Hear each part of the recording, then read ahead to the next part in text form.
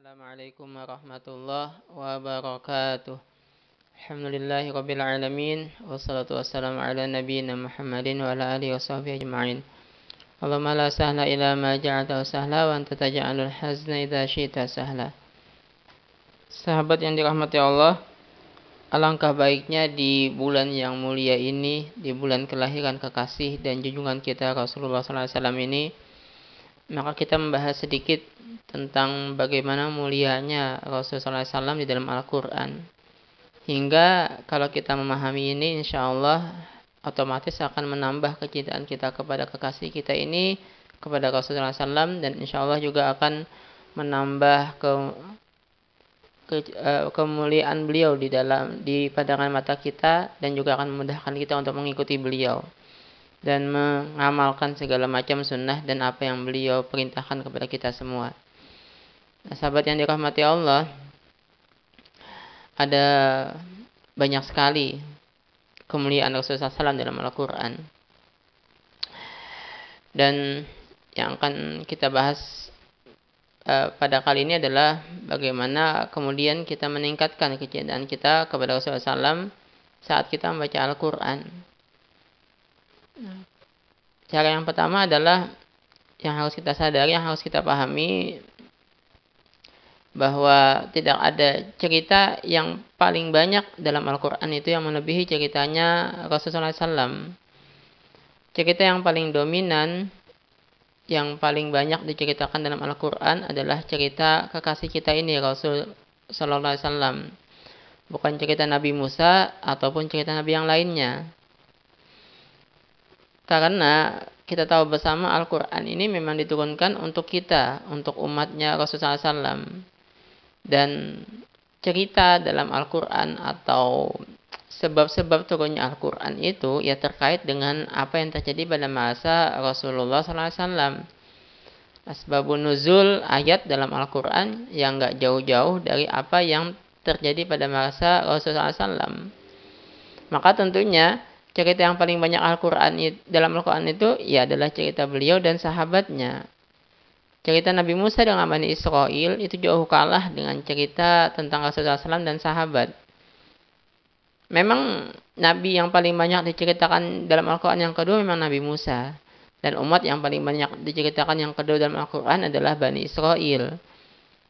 Tapi Nabi yang paling banyak yang pertama ya tentunya adalah Rasulullah SAW yang diceritakan, dan juga umat yang paling banyak yang kedua diceritakan dalam Al-Quran. Yang pertama yang diceritakan dalam Al-Quran adalah umat kita ini, umatnya Nabi Muhammad. Kalau kita buka Al-Quran, kalau kita baca Al-Quran, kita pahami makna dari Al-Quran itu, maka kita pasti akan mendapatkan cerita-cerita beliau. Dari beliau lahir, kondisi masyarakat di saat beliau lahir, misalnya surat Al-Fil ya, yang menceritakan bagaimana serangan tentara bergajah dari Yaman yang ingin menghancurkan Ka'bah, yang kemudian Allah hancurkan dengan burung ababil. Sampai ketika beliau dalam kondisi setelah lahir beliau yatim, Allah ceritakan bahwa wajadaka alam yajidika yatiman fa'awa. Kemudian beliau yatim, ibunya meninggal juga, kakeknya juga meninggal. Allah ceritakan kemudian wajadaka dolan fahada. Itu dari bahkan masa beliau masih kecil. Nah, yang lebih banyak lagi tentunya setelah masa bi'sah atau masa kenabian. Itu banyak sekali cerita tentang Rasulullah SAW.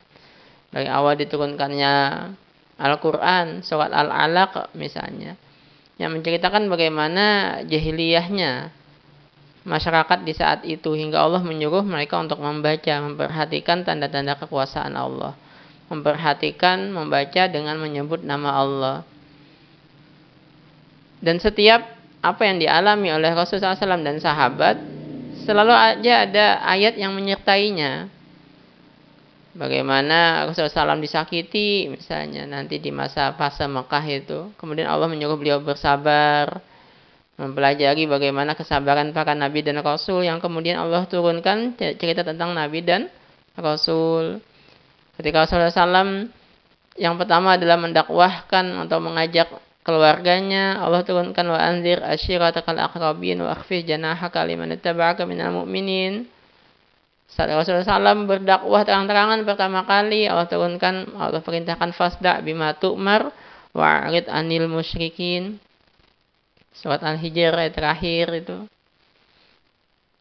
Kemudian saat Rasulullah SAW berdakwah terang-terangan itu ditentang oleh Abu Lahab.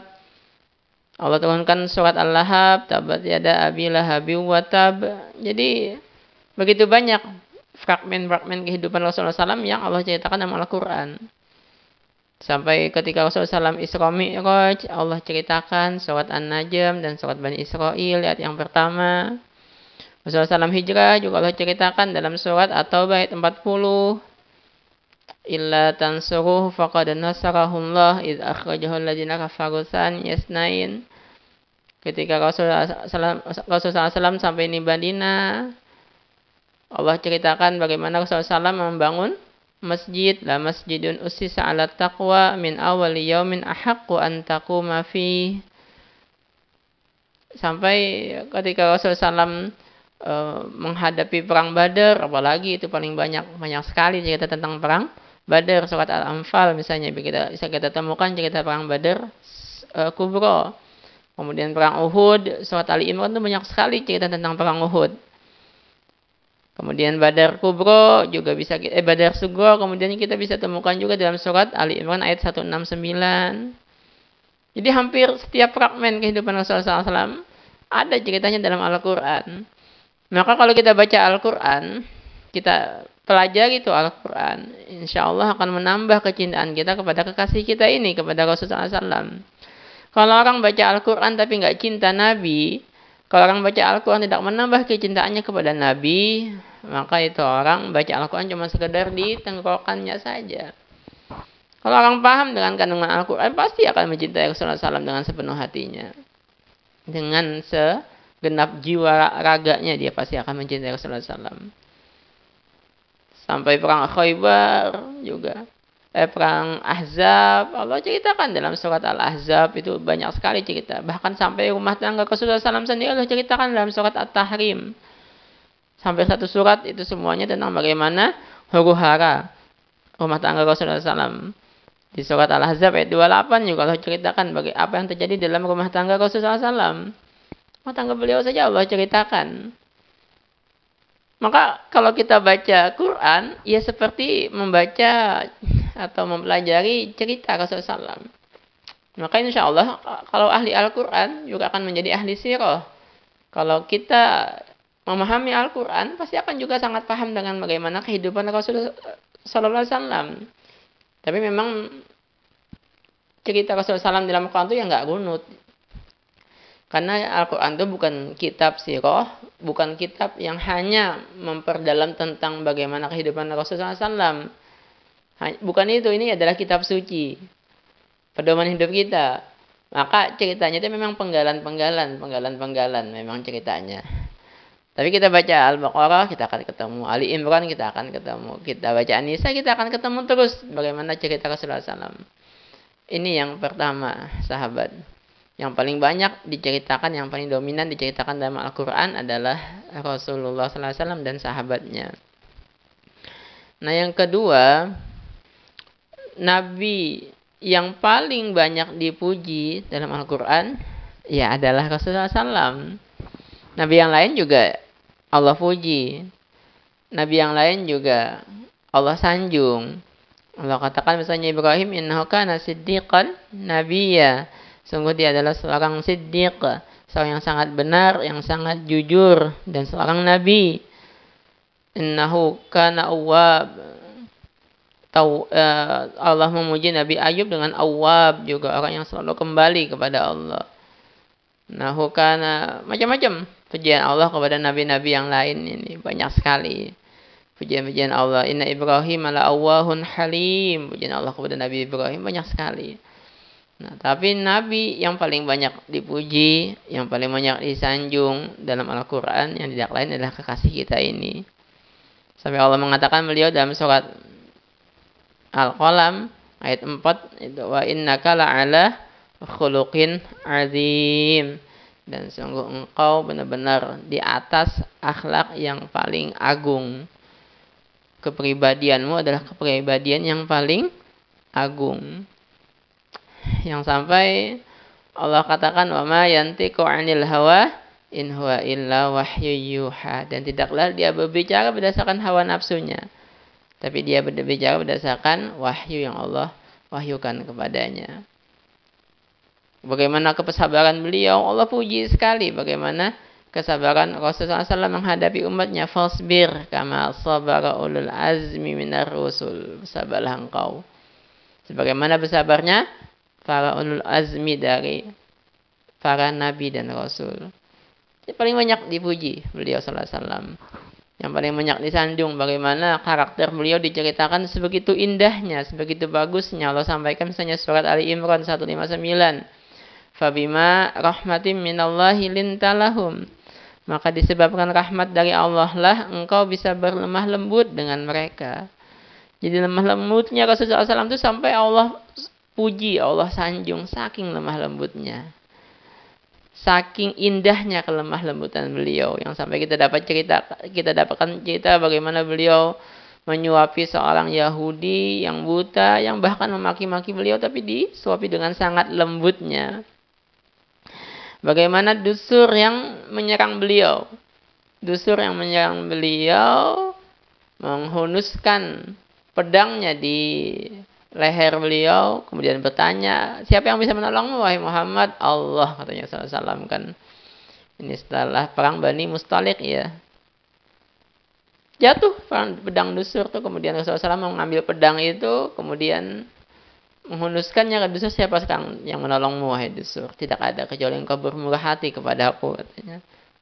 Itu Rasulullah SAW begitu indahnya, tidak menyakiti dusur itu. Bagaimana Suraqah yang mengejar beliau saat beliau hijrah, kemudian terjatuh terus. Suraqah ini kan saat akan menghunuskan pedangnya kepada beliau, terjatuh lagi kudanya. Diturun lagi Rasulullah SAW menolong Suraqah ini.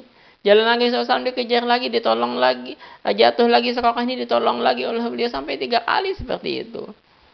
Lemah lembut sekali beliau ini. Maka jangankan kepada orang yang baik kepada beliau, orang yang jahat saja kepada beliau, beliau menyikapinya dengan sangat lemah lembut. Ini yang kedua, sanjungan yang paling hebat dalam Al-Quran adalah kepada kekasih kita ini. Nah, yang ketiga juga Allah sangat menyanjung beliau. Allah sangat menghormati beliau. Allah memang mengangkat beliau, mengangkat nama beliau yang Allah sampaikan, wa rafa'na laka dzikrak, dan kami angkat namamu, sebutanmu wahai Muhammad. Yang sampai ketika kita mengucap kalimat syahadat asyhadu alla ilaha illallah, maka digandengkan dengan asyhadu anna Muhammadar Rasulullah. Nama Allah digandengkan dengan nama beliau. Kita ketika mengatakan la ilaha illallah Muhammadur Rasulullah, saking tingginya sebutan beliau. Yang sampai Allah memanggil beliau itu tidak pernah pakai namanya dalam Al-Quran. Allah tidak pernah memanggil nama Nabi Muhammad dalam Al-Quran. Beda dengan nabi-nabi yang lain.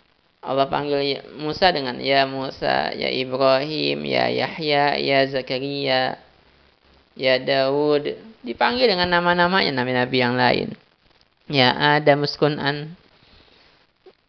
Sementara kalau Rasulullah SAW dipanggil oleh Allah, dipanggil dengan ya ayyuhar rasul, ya ayyuhan nabi. Dipanggil dengan gelar beliau, wahai nabi, wahai rasul. Karena itu Rasulullah SAW memang tidak seperti Nabi Musa, Nabi Ibrahim, Nabi Isa yang namanya sini disebut dalam Al-Quran. Rasulullah SAW disebut namanya dalam Al-Quran cuma 5 kali saja. Surat Ali Imran 144, surat Al-Fat 29, surat Muhammad ayat 2, surat Al-Ahzab ayat 40, dan sekali dengan sebutan Ahmad, surat As-Saff ayat yang ke-6. Wa idh qala Isa ibn Maryam ya bani Israila inni Rasulullah ilaikum musaddiqan lima baina yadayya minat Taurat wa mubasysyiran bi rasulin ya'ti min ba'di ismuhu Ahmad. Hanya 5 kali nama Rasulullah SAW disebut dalam Al-Quran, dan itu tadi bukan dalam rangka memanggil. Setelah nama Nabi biasanya ada gelar beliau. Ini bahkan Allah menyanjung beliau, menghormati beliau dengan segitunya. Tidak pernah memanggil dengan namanya. Tidak akan kita temukan dalam Al-Quran Allah manggil ya Muhammad. Tidak akan kita temukan. Nabi yang lain semuanya Allah panggil dengan namanya langsung. Tapi untuk Rasulullah tidak. Ya ayuhan nabi, ya ayuhar rasul. Allah manggilnya biasanya wahai nabi, wahai rasul. Ini dulu sahabat, bagaimana begitu luar biasanya kekasih kita ini dalam Al-Quran. InsyaAllah kita sambung dalam sesi yang berikutnya. Subhanakallahumma bihamdik, asyhadu an la ilaha illa anta, astaghfiruka wa atubu ilaik. Assalamualaikum warahmatullahi wabarakatuh.